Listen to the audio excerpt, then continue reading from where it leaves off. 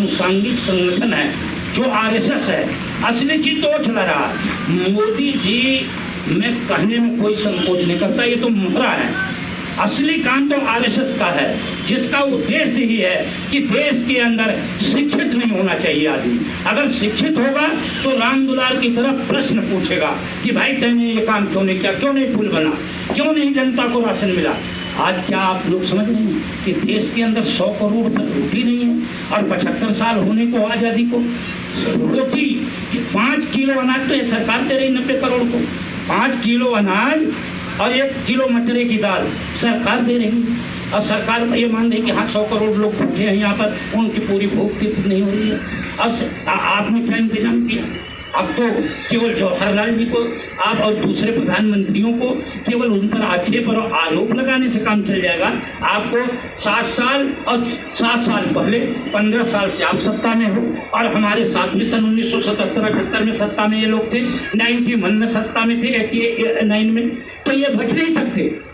आपने कुछ नहीं किया। आपने उन लोगों को, और मैं आप लोगों को बता दूं कि कोरोना काल में जो वैश्विक महामारी कोरोना है, उसमें लोगों की 97% लोगों की इस देश के संपत्ति घट गई।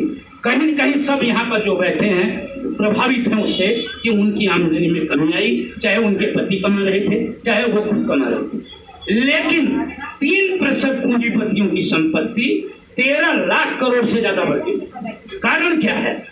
और 14 करोड़ लोग बेरोजगार हो गए हैं। 14 करोड़ लोग जो बेरोजगार हो गया, अगर उसके अंदर पैसा तकसीम किया जाए, बांटा जाए, तो 95,040 रुपये प्रति व्यक्ति को मिलता है। तो ये सरकार कहाँ खड़ी कर रही है हमें? लेकिन हम वही बात पुरानी कि हम प्रचार में कमजोर, हम जाति, धर्म, भाषा, संप्रदाय क्षेत्र में बचे हैं। हम योग्यता के आधार पर कोई चीज प्रचार नहीं करते। अब आप क्या समझ रहे हैं? अभी चुनौतियां बहुत बड़ी, हम ही तो कह रहे हैं चुनौती बहुत बड़ी है, इतना आसान नहीं है। उस चुनौती को स्वीकार कीजिए। जाति और धर्म, भाषा, संप्रदाय से, क्षेत्र से ऊपर उठकर और नियत को ठीक करके, नीति को ठीक करके, मन को साफ करके अगर हम लोग मिल करके काम करेंगे, तभी अखिलेश जी के नेतृत्व में उत्तर प्रदेश में सरकार बनेगी। क्योंकि दुश्मन आपका बहुत मजबूत है, उस पर पैसा भी बहुत है, संसाधन भी बहुत है, सरकार भी उसकी है। हमें केवल जैसे राम ने रावण से युद्ध किया था कि रावण के पास सारे कुछ संसाधन थे, रथ भी था और ऐश्वर्य भी था, और राम के पास केवल पैदल चलने वाले लोग थे, लेकिन उनके अंदर धैर्य था, उनके अंदर हिम्मत थी, उनके अंदर निर्भीकता थी, उनके अंदर सत्य था। इस कारण से, सत्य के कारण, और उन्होंने अन्याय के खिलाफ संघर्ष किया, उन्होंने जो अनाचार कर रहा था उसके खिलाफ संघर्ष किया। इसलिए राम साधन न होते हुए भी विजयी हुए, और रावण संसाधनों से परिपूर्ण होने के बाद युद्ध में हारा, क्योंकि वो गलत रास्ते पर था। यही बात हम लोगों को बतानी, हम लोगों को ये समझाना। एक बात कर करके मैं अपनी बात समाप्त करूंगा। आज किसान 7 महीने से ज्यादा, 8 महीने से कमी होने वाला बैठा हुआ, और यह सरकार सैकड़ों किसान असमय काल के गाल में चला गया।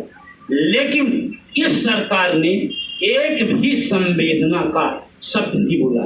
हम लोग यहाँ जितने लोग बैठे हैं, कहीं न कहीं हम किसानी से जुड़े नहीं हैं, तो हम होता है, हमें किसान ही अन्नदाता है हमारा, वो हमें कहीं न कहीं हमारी मदद करता है। लेकिन यह सरकार कतई कहने में मुझे गुरेज नहीं है कि किसान विरोधी, किसानों के लिए काम किया, नहीं तो क्या 3 कृषि कानून वापस नहीं होते?